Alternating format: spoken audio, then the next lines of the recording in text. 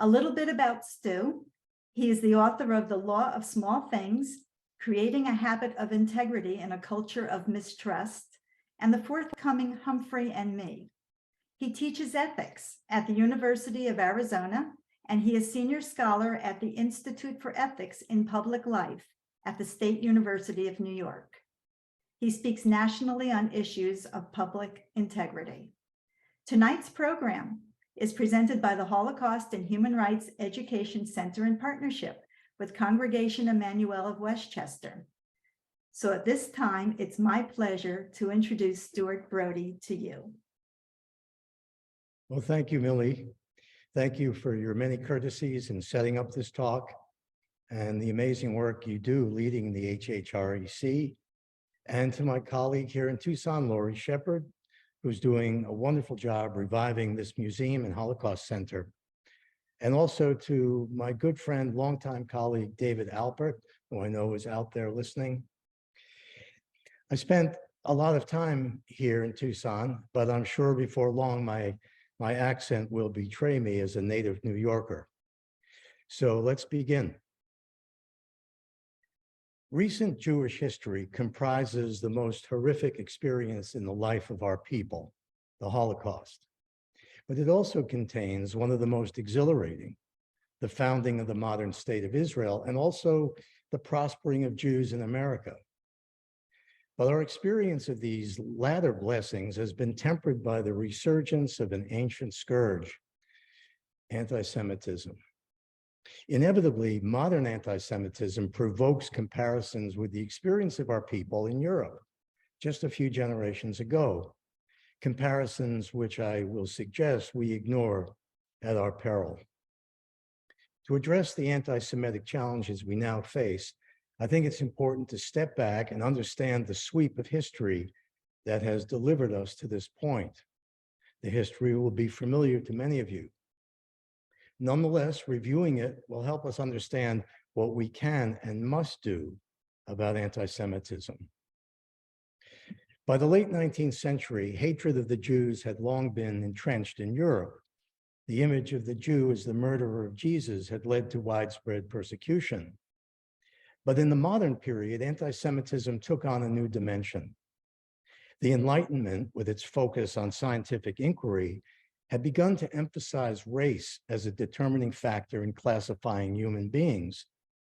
The very term anti-Semitism was coined in Germany in the 1870s, not to marginalize Jews as practitioners of a different faith, but to designate us as members of a distinct race. Now, keep in mind that during the late 19th century and early 20th century in Europe, Jews were making incredible strides as immigrants from the Pale and succeeding in the capitalist economies of the great cities of Europe, much like our parents and grandparents who came to the United States succeeded here. One measure of the success and the visibility of Jews was the predominance of their enrollment in universities in Budapest, Prague, Vienna, and Berlin, comprising nearly 25% of the university population. Albert Einstein was asked about this. How do you explain why Jews are so predominant in these universities? And he said, well, we've been preparing for our entrance examinations for 2,000 years. According to eminent scholars like Timothy Snyder and Peter Hayes, in pre-20th century Europe, there were anti-Semitic outbursts, of course, but generally they were held in check by political authorities. For instance, in 1879, Jews were the target of a huge grassroots movement to curtail their civil rights. Hundreds of thousands of signatures were gathered and submitted to Bismarck, the chancellor, who vetoed it. The petitions were part of a familiar and ancient tradition of blaming us for the misfortunes of society. But what changed in the 20th century was that political authorities, who, like Bismarck, held these movements in check, decided instead to harness the energy of ancient prejudices and exploit them. The most famous example is the Dreyfus Affair. The Dreyfus controversy split France in two. After Émile Zola's famous public appeal, J'accuse, Dreyfus's innocence was no longer in doubt, yet half the country chose to insist on his guilt anyway. The French government, fully aware of Dreyfus's innocence, sanctioned anti-Semitic uprisings by continuing to conceal the truth. A young Viennese journalist covering the Dreyfus trial, Theodor Herzl, quit his job in horror at what he was observing and began the Zionist movement. Then came Hitler.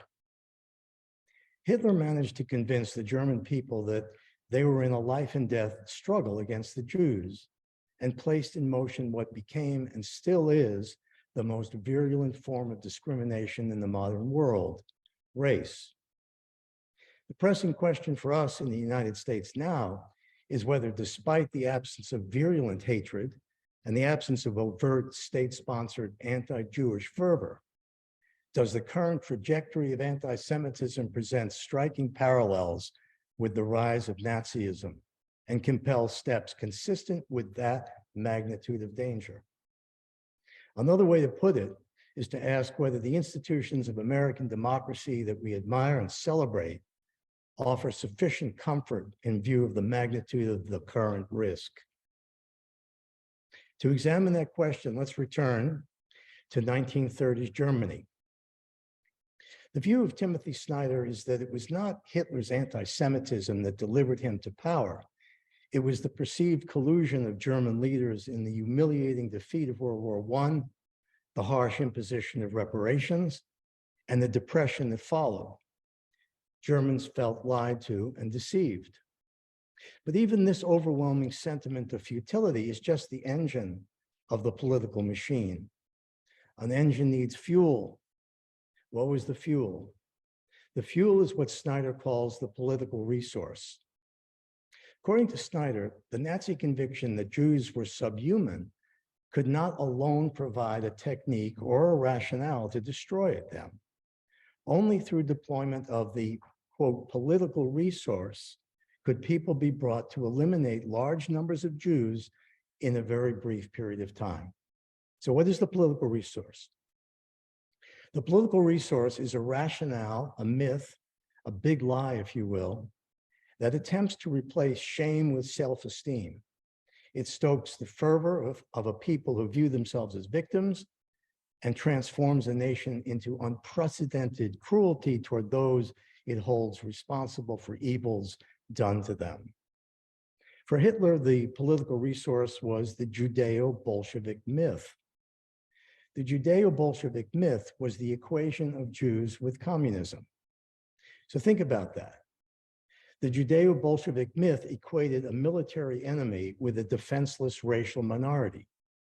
Germans could defeat the communist enemy by killing Jews. The Judeo-Bolshevik myth is critical to understanding how the Nazi managed to kill 1.6 million Jews on Soviet lands and then keep killing them, even after they were losing on the battlefield. They did this by enlisting local populations in the killing, collaborators. The Judeo-Bolshevik myth enabled populations like Ukrainians, Belarusians, and Poles under Soviet control to pretend that they never had anything to do with the excesses of communism, that is, the excesses of communism's Jewish leaders, or the deportations that were underway in the Soviet Union. It provided a kind of amnesty for the guilt of Soviet citizens who had participated in those activities. It also provided Germans with a motivation to kill Jews before the communists, who were the same as Jews in this myth, could advance to German soil and kill German people. Now, what's the significance of reviewing the history of the political resource in Nazi Germany 80 years ago? Because it compels us to ask if a similar political resource has captivated a sufficiently large number of our own countrymen, posing great risk to us as Jews. This is how I would define the political resource operating in America today. That our greatness as a nation has been robbed by the stranger, the immigrant, the foreigner, the person among us of differing beliefs, people of different national origins or different cultural and religious beliefs. The big lie is that the cultural and ethnic diversity that made the United States insurmountable in the world is actually our most vulnerable point. We are in decline, so the myth goes, because of the evil intention of others, both within our country and outside. The myth portrays the strongest country in the world as weak and exploited and desperately in need of being made great again to regain the self-esteem robbed by others. The late Jonathan Sacks, former chief rabbi of Great Britain, put it this way: the victims become the ones done to, not the doers. Sacks contends that the tendency to view oneself as a victim and to therefore seek scapegoats is a fundamental dualism that exists within all of us and requires enormous effort to discern and disarm. The paradox is that this in-group bias is necessary to formulate social cohesion, but at the same time sows the seeds of social breakup by blaming outsiders for all troubles. In Sacks's words, blame bars the path to responsibility. Given the explosive and pervasive nature of this dualism, we have to be very cautious about seeing people who commit anti-Semitic acts as an isolated set of crazies and therefore dismiss them. They are rather the canaries in the cave we all inhabit, called humanity, people who can ignite dreadful persecution in an instant. To put it plainly, we have to acknowledge that the institutions of democracy are no match for this juggernaut of emotion. That is what is so alarming about the ADL statistics on the rise of anti-Semitic incidents. It's not the raw numbers, but the knowledge that overnight it can ignite a powder keg of latent emotion. Look how fast events transpired in Austria in March of 1938 after the Anschluss. Have you seen those photos of Jews being hauled from the synagogue and from their homes to scrub the streets while their fellow Austrians mocked them? How long did that take? How soon after the Anschluss did that happen? The day after. That's how fast our Viennese neighbors turned on us. Look how fast Elon Musk, when he took over Twitter, reversed the exclusion of hate speech, reopening the floodgates to the likes of Kanye West and his 38 million followers. Twice as many followers as there are Jews in the world. Politics is magic, wrote Hugo von Hofmannsthal, the turn of the century Viennese writer. He who knows how to summon the forces from the deep, him they will follow. The tactic perfected by Hitler and central to all demagogues is inciting and empowering the most resentful to direct their hatred against the most vulnerable. Let me repeat that. The tactic of the demagogue is inciting and empowering the most resentful to direct their hatred against the most vulnerable. Those neo-Nazis and white supremacists in Charlottesville, when they screamed, "Jews will not replace us," were not invoking fears of Judaism overtaking Christianity. They were speaking a racial language.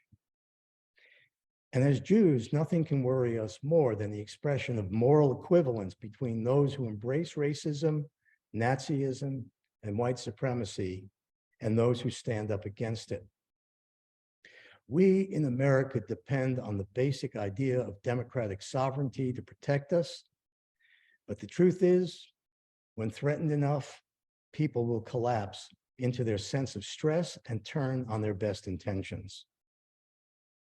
During my recent visit to Yad Vashem just 2-3 weeks ago, I was struck by a quote written prominently in one of the halls of Yad Vashem, attributed to Kurt Tucholsky, a German Jewish journalist. A country is not just what it does, it is also what it tolerates. Democracy is fragile. In a democracy, the power of a noble narrative can hold the crazies at bay. And that narrative is that we are a unique nation because of our orderly means of power succession. But when that orderly succession fails, then democracy turns on itself, the narrative deflates, and that awful dualism ignites. I'm asking you to consider whether the easy willingness of our countrymen to embrace lies compels us to question the contentment that we as Jews often assume about our security. So now we get to the hard part, what we ought to do in response to the rise of anti-Semitism. The brilliant scholar Joseph Soloveitchik said, the problem that has bothered the Jewish mind since time immemorial is not why we act in a certain way, but rather what we ought to do. And what we ought to do really means, what are we required to do as a matter of ethical responsibility? Ethicists will usually say that Aristotle wrote the best book about ethics. It was also the first book on ethics. And in the first line of the first and best book written on ethics, Aristotle lays out his premise that our character is defined and happiness is achieved by the choices we make in pursuit of the good. Now that may appear self-evident, but Aristotle makes a distinction that is not so obvious. He says that while we are born with the potential to act ethically, our success in doing so is by no means assured. Doing the right thing, as we often casually define integrity, is not automatic or a matter of instinct, but a matter of practice and habituation. We achieve virtue in successive approximations. Torah reminds us of this. Torah depicts how miserably we fail, but how also God redirects us. The path to virtue is continually unfolding. It's a matter of ongoing course corrections. And we face one now. 3 weeks ago in Israel, 2 teenage girls, Rena and Maya D, and their mother Lucy were murdered by roadside gunmen en route to a family vacation in Tiberias. The father of the family, Rabbi Leo D, and his 3 other children were in a separate car and survived. Rabbi D, a British Israeli, spoke the day after this horrible event. He called attention to the world of the drift toward moral equivalence of good and evil, of terrorist and victim, of leader and demagogue. He said in that press conference, "Is that how world media treats Israel? We build, they murder us and destroy, but it's our fault because we built in the first place?" And he might just as well have added, "They terrorize us, we protect ourselves, and they say we're the cause of the violence. They make war upon us, they lose, then demand return of the land they forfeited by their aggression." The world lauds movements of self-determination, but ours is called racism. Rabbi D was saying that in a topsy-turvy world of moral disorientation, we are cast as victims and end up being blamed.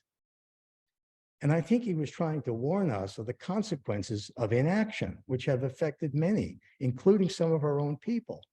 Ambiguity, self-doubt, disproportionate empathy, timidity, that not only places Israel at risk, but clouds our responsibility to fight anti-Semitism. Proving ourselves in a non-Jewish world, as many of us wish to do, does not mean blending in, but standing out and standing up. There are not good people on both sides, and defending that position is a slide into a dark hole of moral relativism. And in that hole lies the germ of our own bondage. As Jews, we need to think seriously about how highly we value the move of an embassy from Tel Aviv to Jerusalem, or even the Abrahamic Accords, when weighed against the dangers of leadership that embraces abject moral equivocation. I attended the Shiva in Efrat for Rabbi D's family, and in the 20 seconds I had with him, I told him I would be speaking to you tonight and that I would bring his message to you. And he said, "Thank you, please do." Rabbi D urged Israelis to post a picture of themselves and their family with an Israeli flag. "Stand up for Israel in the wake of terrorism and see how many likes you get," he said. In the wake of anti-Semitism, the ADL has urged us to sign its pledge, standing up to anti-Semitism. But how many of us are willing to take that message to others, Jews and Gentiles, hand it to friends and acquaintances and ask them to sign it. I'm timid, I admit it. It's outside my comfort level to do that, but I'm going to do it because it is my duty to do it, to stand up. Ethics is purely and simply discerning your duty and fulfilling it. Let me offer some further and final thoughts on the nature of ethical responsibility by referring to Pirkei Avot, the ethics of our fathers. The sages begin by claiming three responsibilities: be patient in the administration of justice, raise many disciples, and make a fence around the Torah. So let's look at this. Administering justice requires patience and objectivity.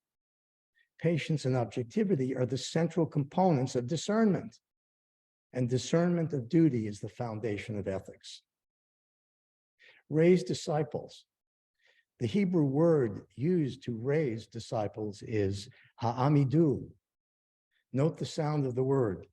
The root is the same as amidah, the name of the prayer we say standing up, and which also means resistance. And therein lies the second foundation point of ethics, standing up and fulfilling responsibilities.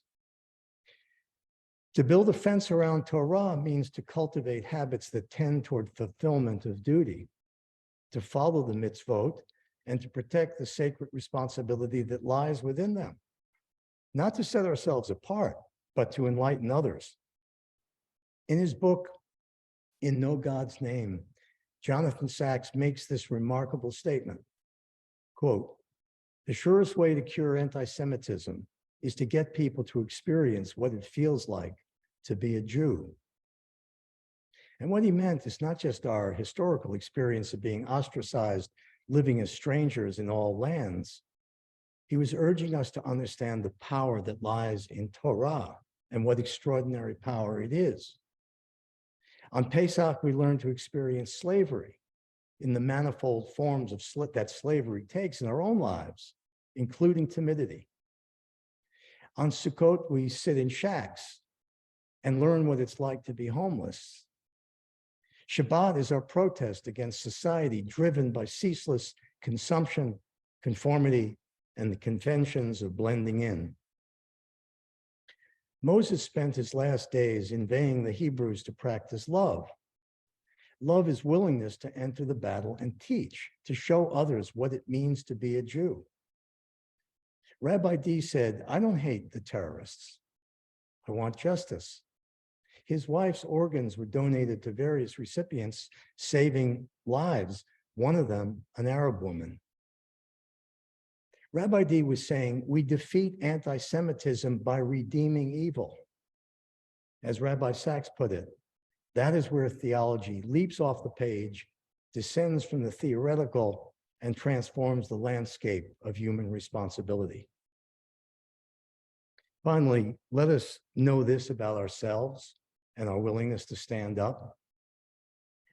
With compassion, we will try to teach you. In discourse, we will try to persuade you. But with Torah, we will outlast you. Let me close with these words said after the Shema in the Shabbat evening service. And it is firmly established for us that Hashem is the Lord our God, and there is none beside Hashem, and that we, Israel, are his people. Hashem is our king, who redeems us from the hand of kings and delivers us from the grasp of all tyrants. He is our God. Thank you.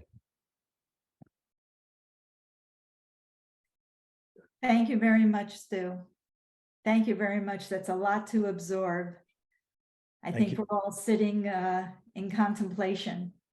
It's good. Thank you.